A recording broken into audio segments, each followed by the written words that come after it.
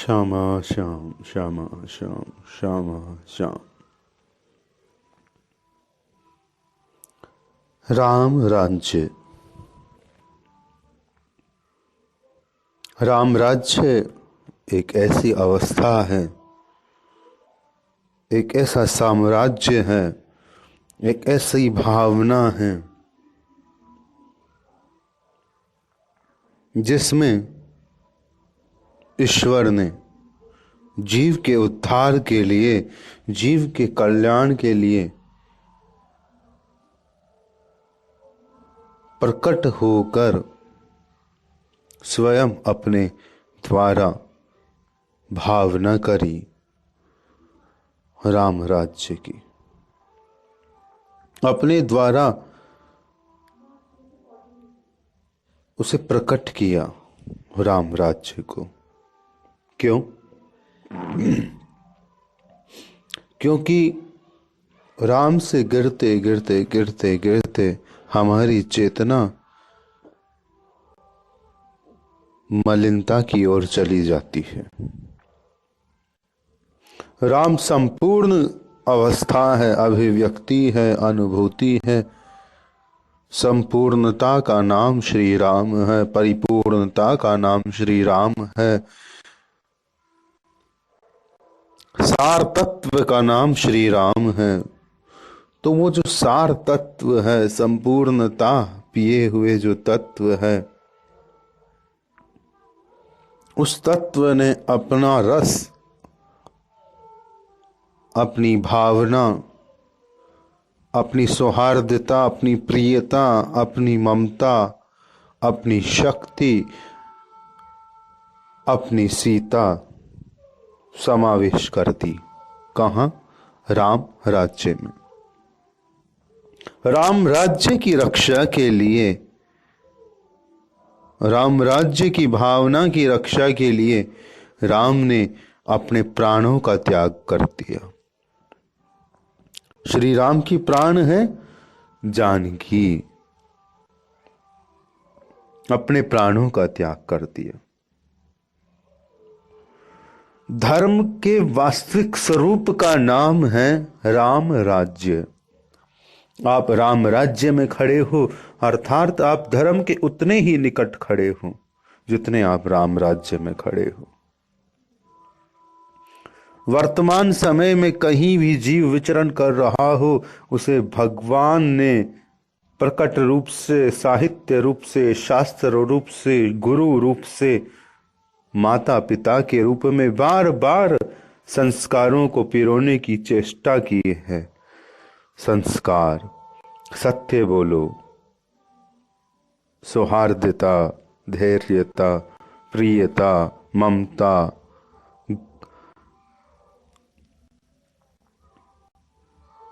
राम राज्य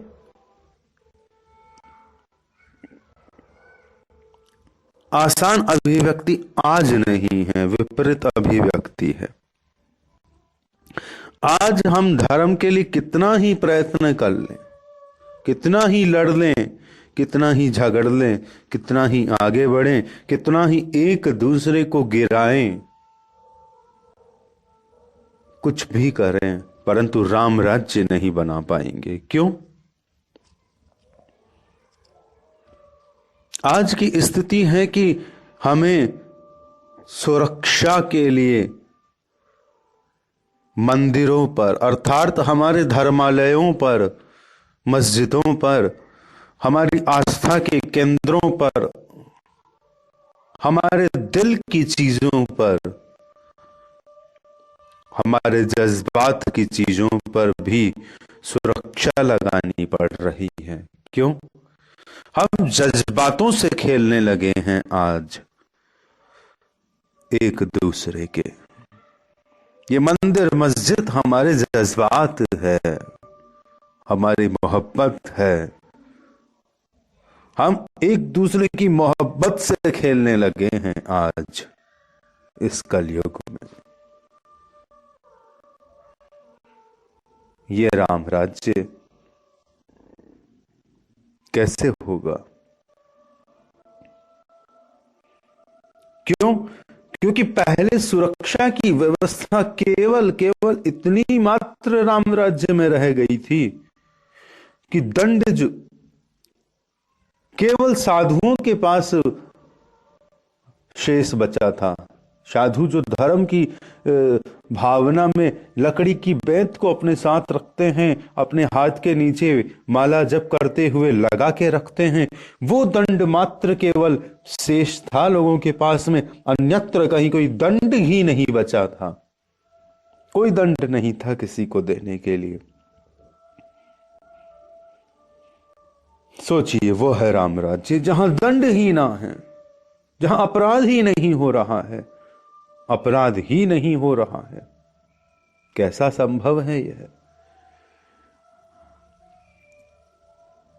मुझे पता है आप इस भाव को सुनेंगे। मैं इस भाव को जितना प्रकट है उतना भी कहने की चेष्टा करूं तो हम उसे जहन में नहीं उतारेंगे, हम उसे स्वीकार्य नहीं करेंगे, हम उसमें डूबेंगे नहीं, हम उसमें उतरेंगे नहीं। आज हम राम राम राम राम तोते की तरह पुकारेंगे, राम राज्य में नहीं जा पाएंगे। क्यों? क्योंकि खड़े हैं आज हम विपरीत खड़े हैं, विरोध में खड़े हैं राम राज्य के।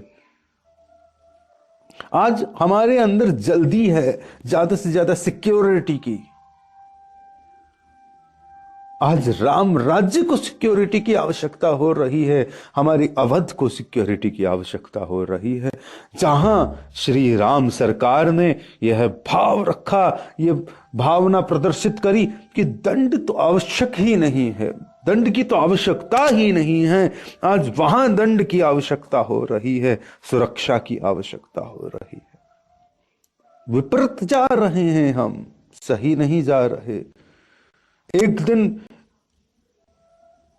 स्वतः है दिल में एक बात उठी थी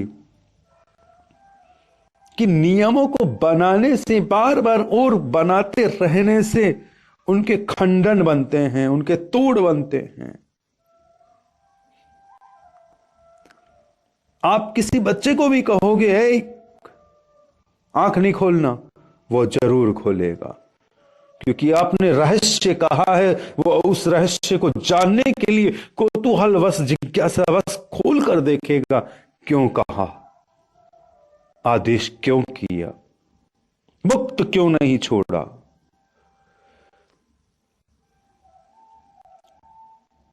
आज हम में से कोई मरने की हिम्मत नहीं करता। क्यों? हमें हुक्म है एक जिंदा रहना।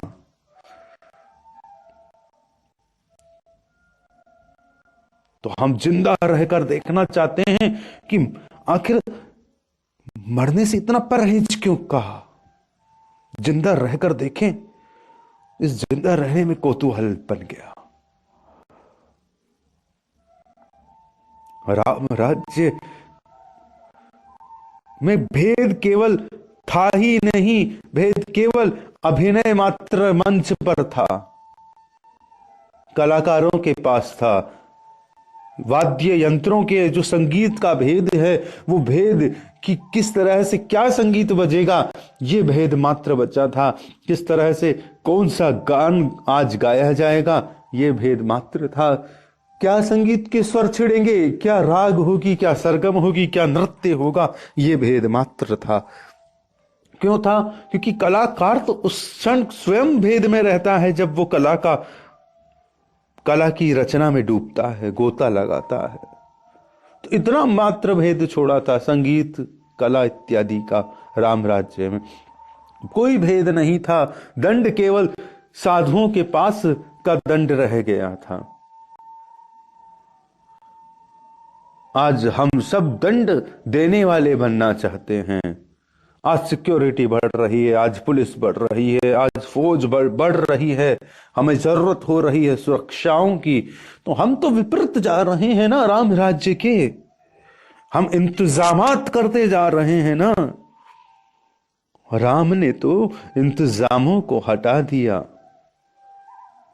सुरक्षा का नाम राम था।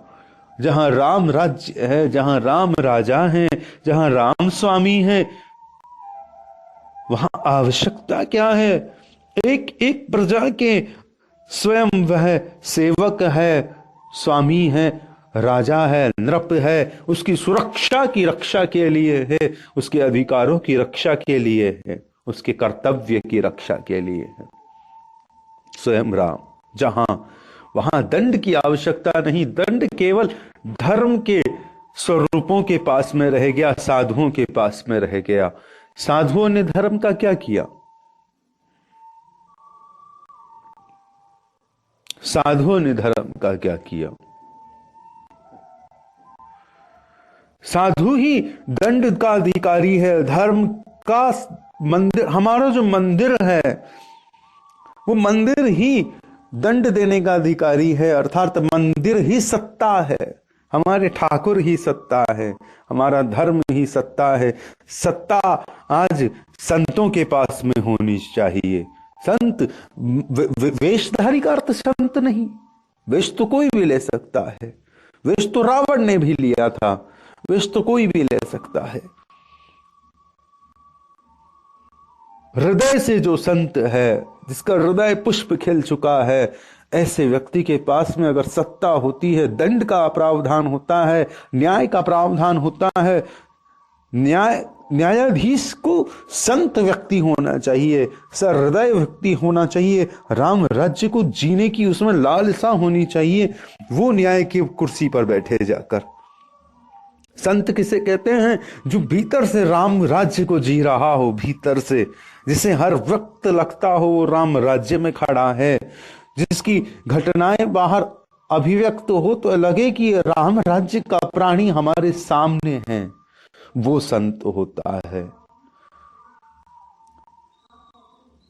राम को पी रहा हो, जो राम को पिएगा, राम के संग खड़ा होगा, वो राम राज्य में खड़ा होगा।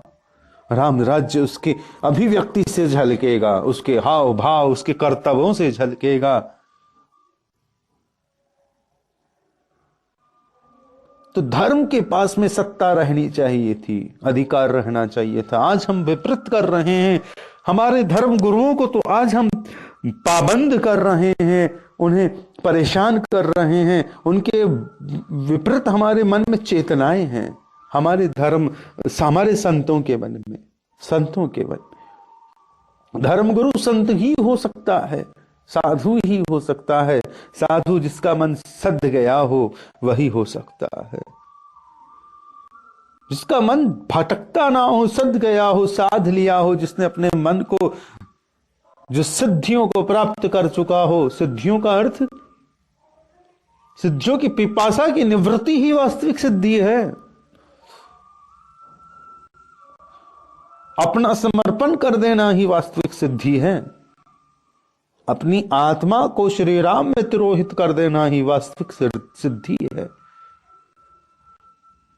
आत्मा की श्री राम से पृथकता संसार को बनाती जाती है। आत्मा का श्री राम में समर्पण, आत्मा का आत्मा स्वरूप तक हम पहुंचे तो सही, हम तो अभी भटक रहे हैं, शरीर को जी रहे हैं। आत्मा की तो जीने की बात क्या, राम की बात तो वो करेगा जो आत्मा तक पहुंच चुका हो, अपने आप को आत्मा मानता हो। तो राम राज्य में भेद नहीं है। आप सोचिए, आज हमारे सबके हृदय में भेद है, कोई ना कोई रहस्य है ना? राम राज्य में भेद नहीं है, भेद शून्य है राम राज्य। कल्पना कीजिए, भेद शून्य राम राज्य। आज पिता पुत्र के बीच में भेद है, भाई भाई के बीच में भेद है, पति पत्नी के बीच में भेद है। कहां भेद नहीं है? मां बेटे के बीच में भेद है। राम राज्य में भैया कोई भेद नहीं है। नाट्य अभिव्यक्ति है, वहां नाट्य, संगीत में, नाट्य में, कला में भेद है, केवल अभिनय है। भेद को अभिनय माना जाता है वहां, और हमारे यहां भेद को जीवन बना रखा है हमने। हम छिपाते फिरते हैं, जिंदगी को एक पासवर्ड बना रखा है हमने।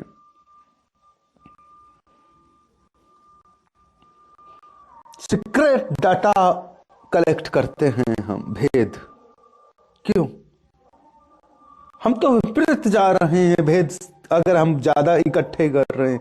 हमें भेद शून्य अवस्था पर जाना चाहिए कि हमारे जीवन में कोई भेद शेष ना हो, ऐसी अवस्था पर होना चाहिए। वो राम राज्य पर पहुंचेगा, वो राम के समीप पहुंचेगा जो भेद शून्य है, जिसके दिल में कोई बात नहीं है, जिसका दिल बिखरा है जमाने भर में।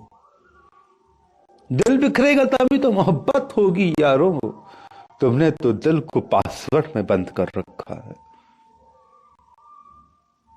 निकालो उस दिल को, बहा दो उस दिल को, बहा दो अपने जज्बात को, भेद को। भेद प्रकट होगा तो प्रेम प्रकट होगा। हम भेद छुपाते हैं तो ही तो राग द्वेष बनता है। जिसे भेद बता देते हैं उससे राग हो जाता है, जिसे भेद छिपाना चाहते हैं उससे द्वेष होता जाता है।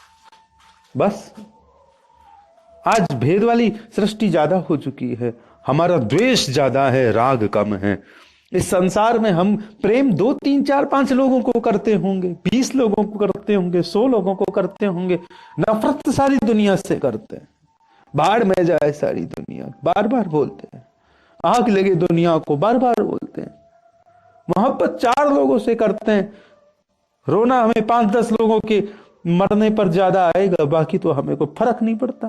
आग लगे दुनिया को, मोहब्बत नहीं है आज हमें। मेरी बातें चुभती होगी, अजीब लगती होगी। राम राज्य कह रहा है भैया, राम राज्य कह रहा है। मैं इतना बता रहा हूं, हम उल्टी दुनिया में जा रहे हैं। बस हमारी गंगा उल्टी बह रही है, बस ये बता रहा हूं। हम धर्म को कड़ा करेंगे, हम नियमों को कड़ा करेंगे, हम पता नहीं क्या क्या करेंगे, पर हम राम तक नहीं पहुंचेंगे। और यहां आपको बता दूं, वो प्रश्न का उत्तर इतना ही है, सीता जी क्यों भूमि में समाई, सीता जी के को दोबारा क्यों श्री राम ने लवकुश के जन्म के समय छोड़ा। उसका कारण इतना ही है, छोड़ा नहीं, अपनी शक्ति को राम राज्य बना दिया। अपनी शक्ति में, शक्ति के भाव से, रस से, समर्पण से श्रिया खड़ी कर दी अपने आंखों के सामने। राम राज्य, राम राज्य श्री राम का भाव है, श्री राम की मन की कल्पना है, श्री राम की आत्मा की शक्ति है। शक्ति अर्थात सिया है, सीता है राम राज्य। भगवान ने अपनी सीता को इकट्ठा करने की अपेक्षा, स्वयं में डूबने की अपेक्षा, अपनी प्रेम मदिरा, अपनी प्रेम भावना को छलका दिया और बना दिया राम राज्य। राम राज्य वो भावना है। राम राज्य की आवश्यकता क्यों है? क्योंकि राम राज्य की के लिए हमारे प्राण ने, हमारे राम ने समर्पण किया है अपनी मोहब्बत का, अपने जज्बात का। उनका जज्बात है, उनका दिल है राम, राम का सीता। राम के दिल का नाम है सीता, राम के जज्बात का नाम है सीता। वो छलका है इस धरती में। कहां समाई? धरती में समाई। सिया जी धरती में ही तो समाई। जनक की भूमि पर उतरी, अर्थात ज्ञान की भूमि पर उतरी। ज्ञान कैसा? विशुद्ध ज्ञान, प्रकट ज्ञान, चैतन्य ज्ञान। इतना ज्ञान, वही राम राज्य वाला ज्ञान, जहां भेद नहीं है, नग्नता का भेद नहीं है, स्त्री और पुरुष का भेद नहीं है, ऐसा जनक का राज्य है। वो प्रेरणा है, जनक का राज्य ही राम राज्य की प्रेरणा है। वहीं से निकलती है ये कौपल बनकर कौन? सीता। जनक की भूमि से कौपल बनकर प्रकट होती है ये सीता। जनक के खेत से एक अंकुर बन के उपजती है सीता। और समावेश कहां करती है ये सीता? समावेश करती है ये सीता राम राज्य में। जब राम का अवध अश्वमेध चल रहा है, सीता दर्शन कर लेती है, राम राज्य परिपूर्ण हो चुका है, बड़ा आनंद चल रहा है। अब समावेश करती हूं श्री राम के संकल्प में। शक्ति कहां प्रवहन करती है, हमारी शक्ति कहाँ जाती है? विचार कीजिएगा। हम केवल मन, जब हमारा किसी इच्छा के पीछे भागता है तो केवल मन नहीं भागता, प्राण तक भागते हैं, आत्मा तक उसके पीछे भागती है, हमारी शक्ति भागती है अपनी इच्छा के पीछे, अपने संकल्प के पीछे। इच्छा यानी संकल्प। सच्चा प्रेमी अपने प्रेमी के संकल्प के पीछे भागेगा, मोहब्बत के पीछे भागेगा, उसकी इच्छा के पीछे भागेगा। सच्चा प्रेमी अपने प्रियतम की इच्छा के पीछे भागेगा। एक अच्छी पत्नी अपने पति के उस इच्छा के पीछे भागेगी, उस सुख के पीछे भागेगी कि पति को जिससे सुख मिलता, उस इच्छा की पूर्ति करेगी, उस संकल्प की पूर्ति करेगी। कोई खाने की वस्तु से प्रेम लगता है, इच्छा होती है तो वो बनाएगी। कोई भी दिल की ऐसी बात है, उसे करके, उसकी इच्छा से करके, उससे सुख करके फिर उसकी पत्नी बनेगी। इच्छा के लिए बताया है कि इच्छा के पीछे भागने का अर्थ है संकल्प के पीछे भागना, अपने प्रियतम, अपने संकल्प नहीं, अपने प्रियतम के संकल्प के पीछे भागना प्रेम की अभिव्यक्ति है। सीता प्रेम के पीछे भागती है, प्रेम के पीछे। वो राम के प्रेम के पीछे भाग रही है, राम के संकल्प के पीछे भाग रही है, धरती में समावेश कर रही है। ये धरती क्या है? राम भूमि है, राम भूमि में समावेश करती है। राम की भूमि बन जाती है, राम राज्य बन जाती है वो सीता। तो राम राज्य वो राज्य है, अर्थात राम ने अपना श्रेय प्रदान कर दिया, अपनी श्री प्रदान कर दी, अपनी सेवा प्रदान कर दी। राम ने पहले प्रदान कर दी, बाद में। कैसे?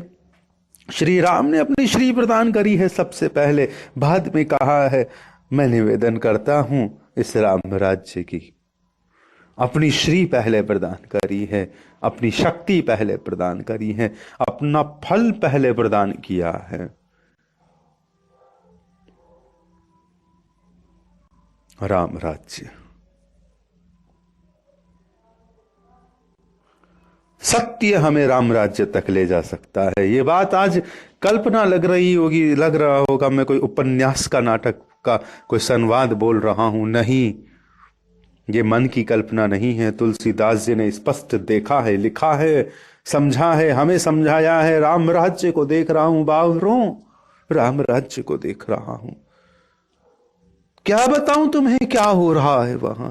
वहां श्री पहले प्रदान की जाती है, अर्थात पारितोष पहले प्रदान किया जाता है, उपहार पहले दिया जाता है, इनाम पहले दी जाती है, सैलरी पहले दी जाती है, जिंदगी भर की मेहनत का फल पहले दिया जाता है, मेहनत बाद में करवाई जाती है। जनक की धरती ने भी क्या किया है? फल पहले प्रदान किया है, बाद में धरती उपजी है, खिली है, फली है। फल पहले आया है सिया रूप में, राम रूप में। श्री राम और सिया ही तो फल है। राम राज्य वो वस्तु है जहां फल पहले आ चुका है, कर्म बाद में होगा। हमारे जगत में हमें कर्म के बाद में भी फल नहीं, सही नहीं मिल पाता। और ईश्वर क्यों गीता में इतना बार बार रिक्वेस्ट कर रहे हैं, कह रहे हैं कि तुम फल की चिंता छोड़ो, फल की चिंता छोड़ो, कर्म करो, कर्म करो, कर्म करो।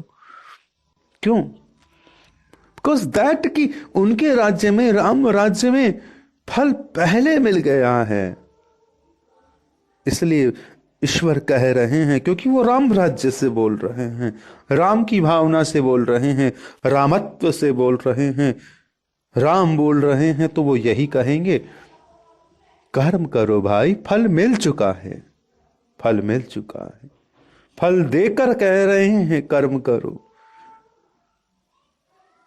आज सरकार अच्छी खासी सैलरी लोगों को घर बैठे दे देती है, सरकारी नौकरों को, सरकारी कर्मचारियों को। उन्हें कर्म करना चाहिए, वो राम राज्य को जी सकते हैं।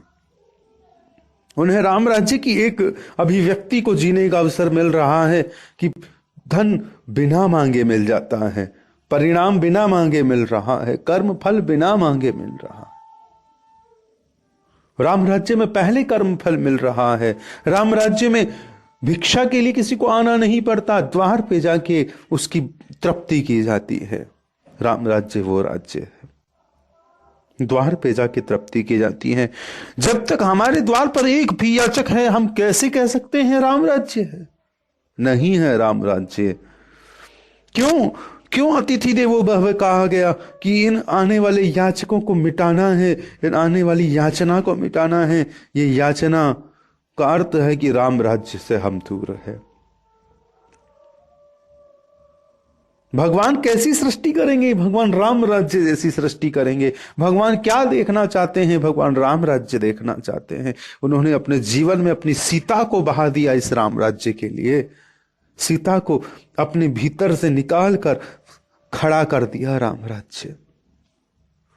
प्रेम में डूबे रहते वो भी 11,000 वर्ष तक प्रेमानंद रहते, सिया जी के संग रोने धोने देते जगत को।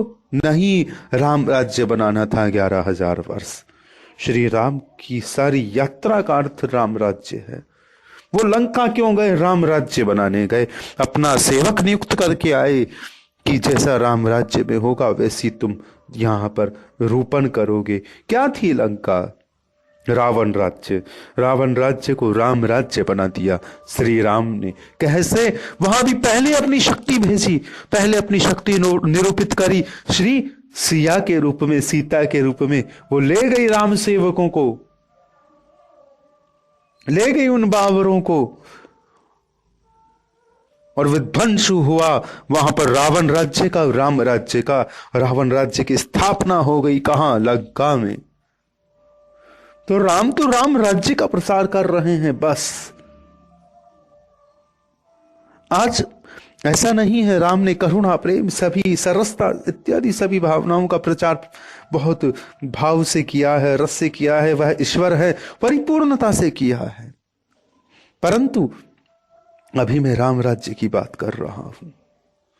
राम के दिल की बात है राम राज्य, क्योंकि बात यहां उठती है सीता जी को लेकर बार बार। तो बात यही है कि श्री राम इतने सरल है, सरस है, प्रेमी है, उन्माद है, त्यागी है, रसिक है, समर्पित है कि अपने राज्य के एक हृदय के कष्ट को उन्होंने अपने प्राण प्यारी के भाव में दिखा गया, बताया, हमें समझाया। अपने प्राणों को निकालकर अपने से जुदा करने का भाव दिखाया। किसी के दिल की बात इतनी कीमती रखती है उनके लिए।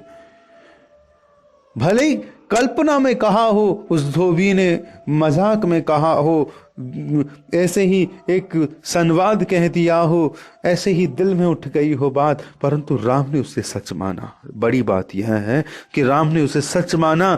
राम ने उस पर संदेह नहीं किया, राम ने उसे नाजायज नहीं समझा। राम ने अपनी मन की भावना को यह समझाकर, यह मानकर कि ये तो मेरा दिल है, सीता तो मेरा दिल है, सीता तो मेरा हृदय है, सीता तो मेरे प्राण है, मुझे जानती है। इससे मुझे प्रश्न की भी आवश्यकता नहीं है, इसे बताने की भी आवश्यकता नहीं है। मुझे समझती है, किसी का दिल नहीं दुखना चाहिए। इसके लिए अपना दिल कोई निकाल दे, वो राम है। किसी का भी, एक चींटी का भी, एक धोबी का भी। वहां धोबी की बात की गई है, अर्थात उस समय यहां पर यही बताया है कि एक वह व्यक्ति जो आपके वस्त्रों इत्यादियों को धोता है, उनको प्रक्षालन करता है। धोबी का अर्थ गंदा व्यक्ति नहीं है, धोबी का अर्थ है जो अच्छे से अच्छे व्यक्ति के शरीर के मल के जो स्पर्श के जो वस्त्र है, पसीना इत्यादि के स्पर्श के जो वस्त्र है, दिव्य से दिव्य व्यक्ति के जो वस्त्र होते हैं, उनका जो प्रक्षालन करता हो, वो व्यक्ति मलिन नहीं होता, वो उनसे श्रेष्ठ होता है। हमारे वस्त्रों को कोई धोए, वो हमसे श्रेष्ठ है, हमसे द्वितीय नहीं है, हमसे प्रथम है। जो हमारे पापों को धोए, हमारे मेल को धोए, तो धोबी यहाँ पवित्रता का प्रतीक है कि धोबी अगर ऐसा सोचेगा, जो हमें धो रहा है, हमारे वस्त्र धो रहा है, हमारा मेल धो रहा है, इसलिए भगवान ने उसे प्रथम माना है, द्वितीय नहीं माना है, निम्न नहीं माना है, अपना गुरु माना है, उसकी दिल की बात को माना है, अर्थात अपने से श्रेष्ठ माना है। दिल की बात ना मानते तो उसके ईश्वर होते, परंतु अपने आप को यहां ईश्वर नहीं माना है, अपने आप को यहां दास माना है। जी हुजूर कहाँ है, और अपने दिल की बात को, अपने दिल के जज्बात को, अपने दिल के ख्यालात को, अपने दिल की मोहब्बत को, अपनी प्रेम को, अपनी जान को, अपनी सजनी को, अपनी सिया को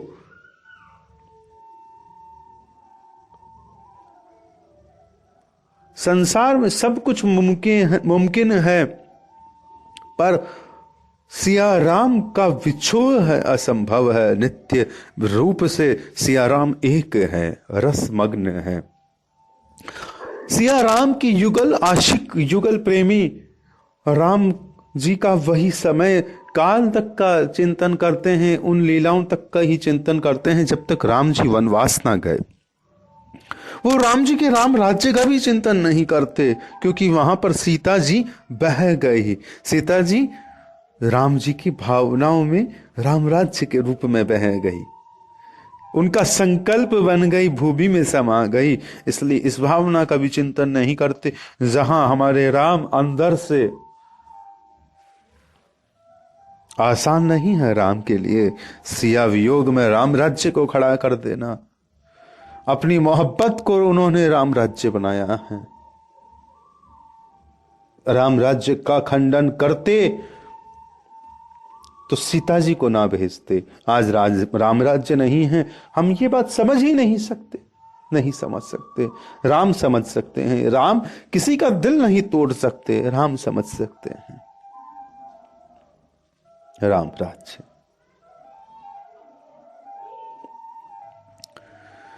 कर्म का फल पहले मिल जाता था। तो मैंने कहा ध्यान दीजिएगा, ईश्वर ने कहा है गीता में कर्म के फल की चिंता मत करो। क्यों? क्योंकि कर्म का फल पहले दिया हुआ है। कैसे? ये मनुष्यता, ये मानवता, ये मानव देह है, संपूर्ण कर्म का फल पहले प्राप्त है मानव होकर। इस मनुष्यता में आप मानव रहकर मानवीयता को जी लो, यही तो कर्म है। हम मानव हो जाएं, हम मानवता को जी लें, बस इतनी सी बात है। पशुता का त्याग करें, मानवता को जी लें। हम पशुता का त्याग कहां कर रहे हैं? संपूर्ण कर्म फल पहले प्राप्त है मानव के रूप में। कर्म फल तो पहले प्राप्त है। अब जो कर्म फल की प्राप्ति है ना, कर्म कर्म फल भी पहले प्राप्त है। जो हम सारी जिंदगी जो करेंगे उसका फल है हम इंसान हैं। ये इंसानियत जिसने बख्शी है, ये इंसान जिसने बनाया है, मनुष्य जिसने बनाया है, उसने अपनी कृपा तो पहले ही लुटा दी हमको इंसान बनाकर। वो ना बनाता तो कर लेते क्या कितने कर्म? कैसे करते कर्म? कैसे जानते कर्म होता क्या है, ज्ञान होता क्या है? इंसान होकर जाना, मनुष्य होकर जाना। तो कर्म फल का नाम मानवता है, मनुष्यता है। साधना में कर्म फल का अर्थ है मनुष्य होना। मनुष्य होना ही संपूर्ण उपलब्धि है। सब कुछ मिला हुआ है मनुष्य होकर। अब इस मनुष्यता का सदुपयोग करके हम अपना कर्म फल भी अर्पण कर देंगे। अगर हम चाहें तो राम में समावेश कर देंगे। सच्चा पुष्प वही है जो अपने पौधे के नीचे बिखर जाए, उसके नीचे समर्पण कर दे। कर्म फल अपने उन जड़ में समर्पण कर दे, उस जड़ में, उस धरती पे समर्पण कर दे जहां से वो वृक्ष, वो कोंपल, वो पादप, वो पौधा फूटा है। सच्चा पुष्प वही है, सच्चा फल वही है कि वो धरती को भोग दे दे, वही उसी क्षण जिस धरती से उसका वृक्ष खिला है, वृक्ष प्रकट हुआ है। वृक्ष खिल रहा है ना धरती से। एक बीज था, बीज पेड़ बना, तना बना, पेड़ बना, वृक्ष हो गया, फल आ गए, पुष्प आ गए। तो पुष्प इस भूमि में बिखर जाए, उस धरती को सुगंधित करे जिसमें से जड़ें निकली थी, राम को सुगंधित करे। तो मानवता को समर्पण अगर हम कर सके तो हम भक्त हो सकते हैं, हम प्रेमी हो सकते हैं। हम इस मानव देह को समर्पण करें, इस मानव स्वरूप को, इस आत्मा को, इस प्राण को समर्पण करें, इस भाव को समर्पण करें। जिंदा तो सब है पर भाव शून्य है। भाव केवल मनुष्यता को प्राप्त है, अन्य जातियों को भी प्राप्त है, परंतु उस भाव की सिद्धि का अधिकार मनुष्यता को प्राप्त है। मनुष्य ईश्वर की भावना करेगा तो ईश्वर को पा सकता है। मनुष्य जिस चीज की भावना करता है उसे पा लेता है, क्योंकि मनुष्य भगवान का दिया पहले से कर्म फल है। कर्म के लिए दी हुई वस्तु नहीं है, कर्म फल है मनुष्य होना। आपको आत्मा मिली है, चेतना मिली है, यही तो कर्म फल है। मैं कर्म करूंगा, मैं कर्म करूंगा। मैं कहूं कि मैं जमीन खोदूंगा, गड्ढा करूंगा, फिर पानी निकलेगा। अरे जमीन खोदने के लिए उसने तुम्हें शक्ति रूपी आत्मा तो पहले दी है। मैं खोदने लगूं, एक कुल्हाड़ी मारूं और मेरे प्राण छूट जाए तो मेरी लाश थोड़ा ना गड्ढा खोद देगी। ये आत्मा तो उसी ने दे रखी है कर्म करने के लिए। ये आत्मा छूट के चली गई तो क्या खाक कर्म कर लेगी?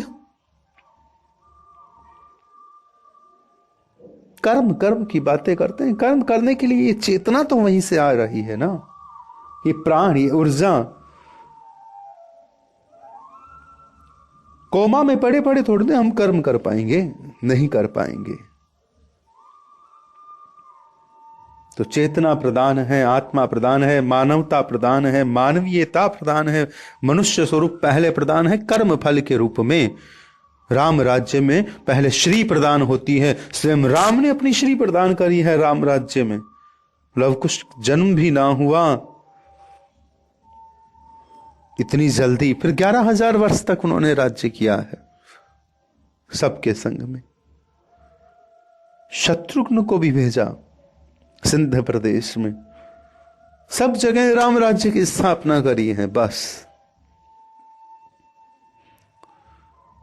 तुलसी बाबा के 1-2 पद चौपाई ले लेते हैं हम राम राज्य पर।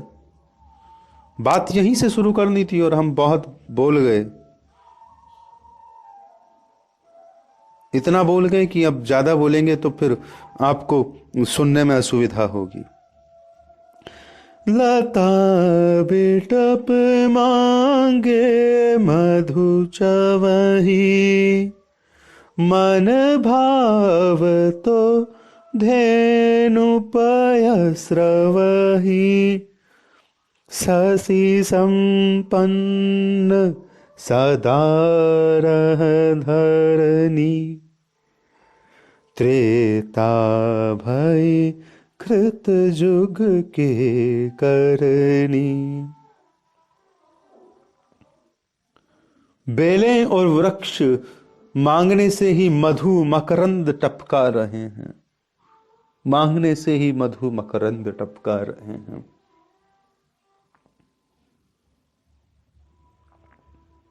वृक्ष बेल अपना मकरंद, अपना फल केवल स्वतः दे रहे हैं, अर्थात धरती पर गिर रहे हैं ना फल, तो वह स्वतः आ रहे हैं। और धरती पर इतने आ रहे हैं कि भाई सब ले जा रहे हैं तो कमी भी नहीं हो रही है।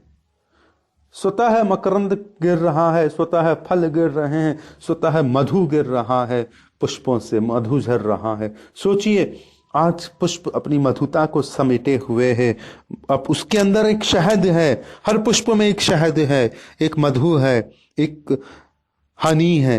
वो हनी उसने समेट रखी है। उसके लिए मधुमक्खी, उसके लिए मधुमक्खी चाहिए, भ्रमर चाहिए, भंवरा चाहिए। वो कौन है? वो श्याम सुंदर है, वो भगवान है, वो राम है, वो मधुमक्खी भी। वो शक्ति है, वो योग माया है, माया है। यहाँ हमारे यहाँ भ्रमरी मधुमक्खी माया स्वरूप है। वो पुष्पों से रस खींच कर लाती है, यहाँ शहद बनाती है। वही शहद हमें मानव को हिंदू धर्म में जन्म लेने पर कम से कम प्रथम चीज शहद चटाने का प्रावधान है। मधु चटा दिया जाता है, यानी कि पुष्प के सौंदर्य का सार चटा दिया जाता है। वो तत्व चटा दिया जाता है कि तुम इस सृष्टि पर आ चुके हो जहां मधु टपकता है, मधु गिरता है, जबकि ऐसा हो नहीं रहा। मधुमक्खी मधु लाती है। राम राज्य में मधु टपकता था, स्वतः टपकता था। मधुमक्खियों को लाने की छुपाने की जरूरत नहीं थी, स्वतः मधु टपकता रहता था।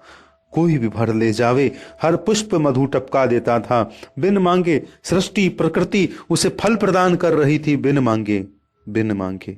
विचार कीजिए, गायें मन चाहा दूध प्रदान कर रही थी। मन चाहा का अर्थ है जैसे आज शरीर थक रहा है, ज्वर होने वाला है, तो गायें मन के अतिरिक्त ज्वर की पीड़ा को जानकर ऐसा दुग्ध, ऐसा पेय प्रदान कर रही है कि वो ज्वर निवृत्ति हो रही है, अर्थात स्वास्थ्य प्रदान कर रही है गाय। आत्मा का, मन का, प्राण का, जीवन का, शरीर का, सब का भावना प्रदान कर रही है। मन चाहता है कोई भावना, कोई संकल्प, कोई इच्छा, तो मन की इच्छा को पूरी करने वाला दूध प्रदान कर रही है। जिसे आप पियोगे तो आपकी इच्छा पूर्ति हो जाएगी, ऐसा दूध प्रदान कर रही है। मन चाहा, आप इच्छा करोगे, आपका मन चाहने लगेगा सच्ची चाह को, राम को, तो मन चाहा राममय रस प्रदान कर रही है। ऐसा दूध जो राम प्राप्ति करा दे, क्योंकि मन चाहा तो मन चाहो ना फिर राम। और क्यों नहीं चाहा होगा राम राज्य के उन निवासियों ने, भीतर राम को चाहा होगा। उस गौ मां ने उनकी मनचाह पूर्ति को पूर्ण किया। आज भी गौ मन का फल प्रदान करने का सामर्थ्य रखती है। जो गो प्रेमी हैं, गो भक्त हैं, गो रसिक हैं, गो वस्तु का सेवन करते हैं, गो धन का सेवन करते हैं, गो पेय का सेवन करते हैं, गाय का दूध पीते हैं, उन्हें मनचाही वस्तु मिलने लगती है। बालक जब गाय का दूध पीता है तो उसके मन में जो चाह है जीवन को लेकर, वो विकसित होती है या नहीं होती है। गाय आज भी मनोकामना का दूध प्रदान करती है। गाय तब भी मनोकामना का दूध प्रदान करती थी। तो जो मनोकामना की पूर्ति करता हो, ऐसे स्वरूप की पूजा की जाएगी या नहीं की जाएगी। और मनोकामना का अर्थ ये नहीं है संसार फैलाना। मनोकामना का अर्थ है भगवान हो जाना, भगवान में हो जाना, राम का हो जाना, राम में हो जाना, राम से हो जाना, राम के लिए हो जाना, राम के द्वारा हो जाना। हे राम हो जाना, ओ राम हो जाना।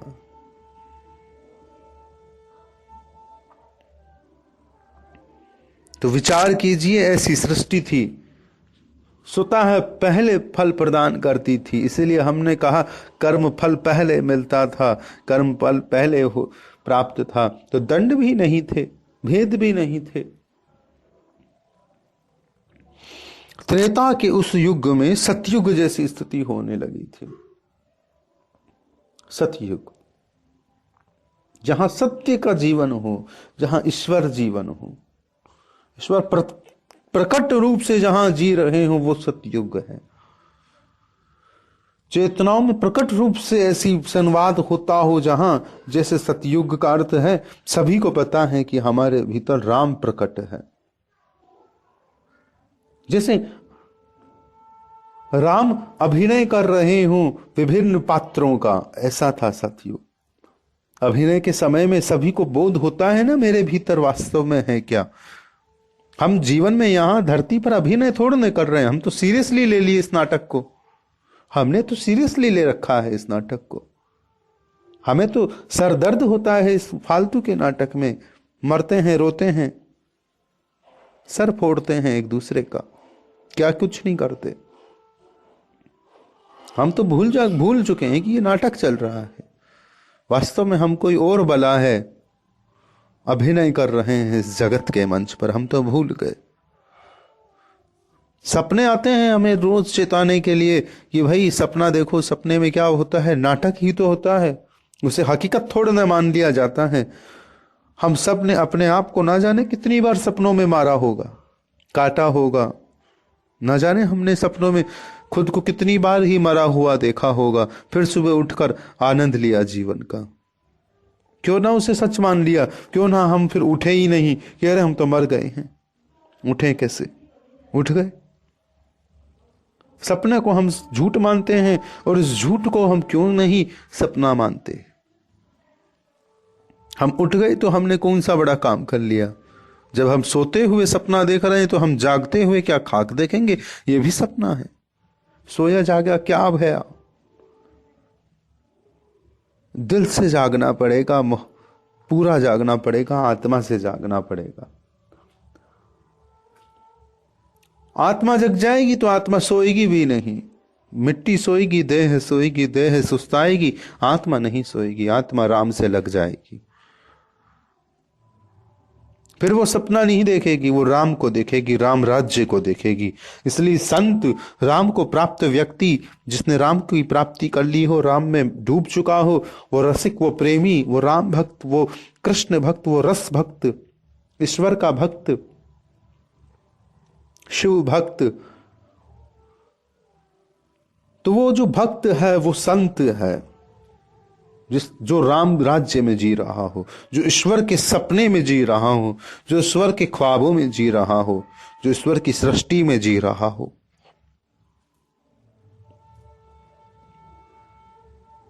वो भक्त है, वो संत है, वो जी रहा है। संत आज भी डूब जाते हैं राम जी में, मस्त रहते हैं, तभी तो अलग लगते हैं, अलमस्त लगते हैं, उनकी बातें अलग लगती हैं। एक और बात आपको राम राज्य की कही जाए तो आप शायद मानो नहीं। राम राज्य में स्त्री को स्वामिनी माना जाता था, पत्नी को।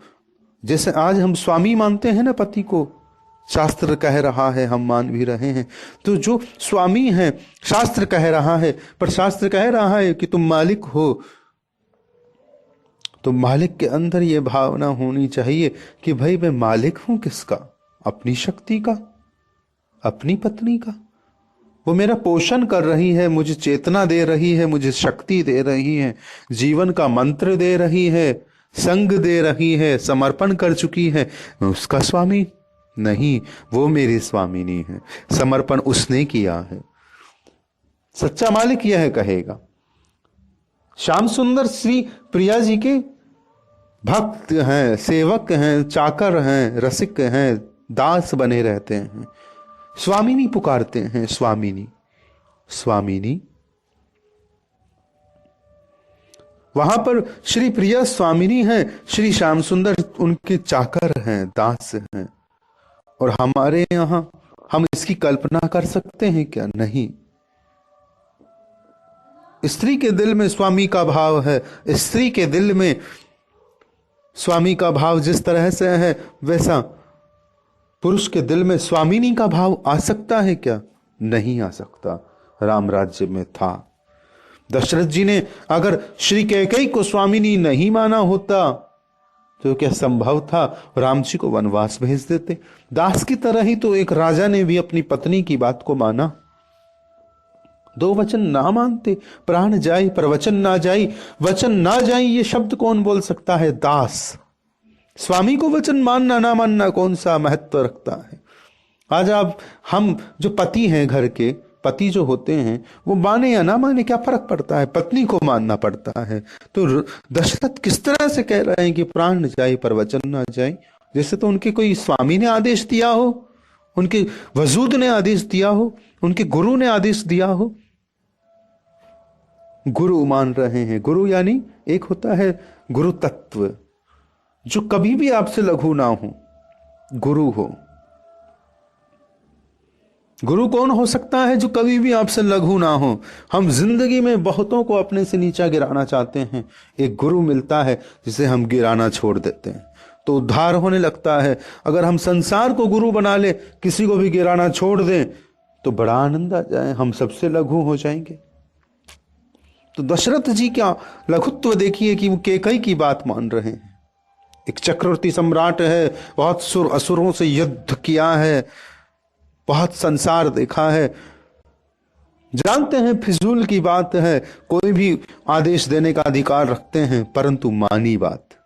राम को वनवास दिया, स्वामी नहीं मानकर ही तो दिया। दास का भाव आया, वचन ना जाए। वचन ना जाए, स्वामिनी माना। राम राज्य में स्वामिनी माना जाता है। ऐसा नहीं आप कहेंगे प्रावधान कहाँ है, लिखा कहाँ है, लिखा यहां है कि जैसे ही व्यक्ति मान लेता है कि मैं स्वामी हूं, उसे चेतन मिलता है हमारे स्वामी तो सबके राम हैं, राम हैं। कौन स्वामी? राम के अलावा कोई किसी का स्वामी हो सकता है? हम सब दासियां हैं, दास हैं। तो जो आपकी सेवा में लगा है वो सच्चे राम भक्त को वैसे भी वहां पर राम के दर्शन होते हैं। तो अगर किसी पति की सेवा में पत्नी है तो वो उसकी वो उसकी सेवा करने के लिए ईश्वर ही प्रकट हुए हैं, लक्ष्मी ही प्रकट हुई है। सेवा कौन करता है?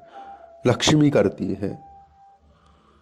नारायण को भी जब पता चलता है लक्ष्मी मेरी सेवा कर रही है, ये मेरी शक्ति है, मेरे प्राण है, वो जैसे ही स्वामिनी पुकारने के लिए आतुर होने का मन बनाते हैं तो वहीं से ही तो माधुर्य राज्य का संकल्प होता है। ऐश्वर्य रूपी नारायण जब अपने को लघु मान ले और अपनी सेवा करने वाली श्री लक्ष्मी को अपने से श्रेष्ठ मान ले तो वहीं पर माधुर्य प्रकट हो जाता है। माधुर्य प्रकट होना, माधुर्य का अर्थ है जहां मधुरता को प्रथम माना जाता है, ऐश्वर्यता को नहीं। और मधुरता में स्त्री तत्व ज्यादा विशेष रखता है। स्त्री मधुर है, स्त्री पुष्प है।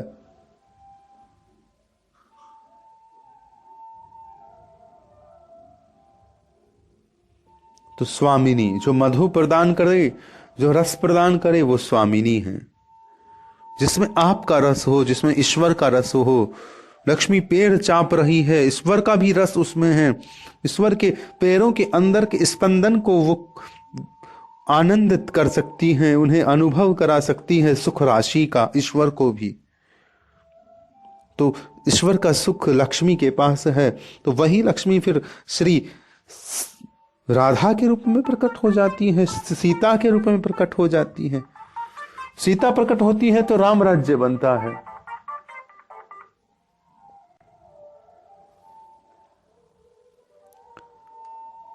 सीता राम राज्य है, सीता भू शक्ति है, सीता गो है। गो, गो का अर्थ है सूर्य की पूर्ण ऊर्जा, पराकाष्ठा, ऊर्जा की पराकाष्ठा, सूर्य की रसमयी पराकाष्ठा। ऐसा नहीं कि बहुत तेज भीष्ण, नहीं, बहुत आनंदित और शीतल पराकाष्ठा सूर्य की, वो सीता है गौ। ये सूर्य रूपी दीपक जहां जलते हैं, उस दीपक के अंदर जो अपने आप को देखने की शक्ति है ना, कि वास्तव में मैं हूं कौन सा तत्व, वास्तव में मुझे जल क्या रहा है, मुझ में चल क्या रहा है, वो शक्ति कौन है? ईश्वर की भू शक्ति, ईश्वर की सत्ता, ईश्वर को सत्ता देने वाली जो शक्ति है, वो सत्ता देने वाली शक्ति का नाम है सीता। सत्ता देने वाली सीता।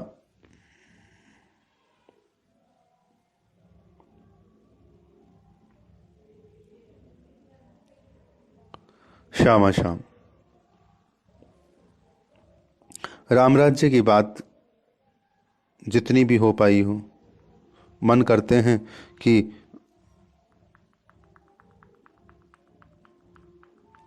आप सबको आनंद मिला हो, रस मिला हो।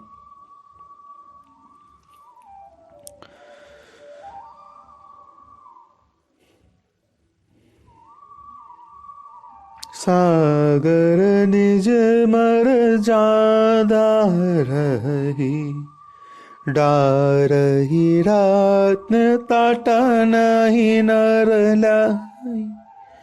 सरसिज संकुल सकल तड़ागा, अति प्रसन्न दस दिशा विभागा।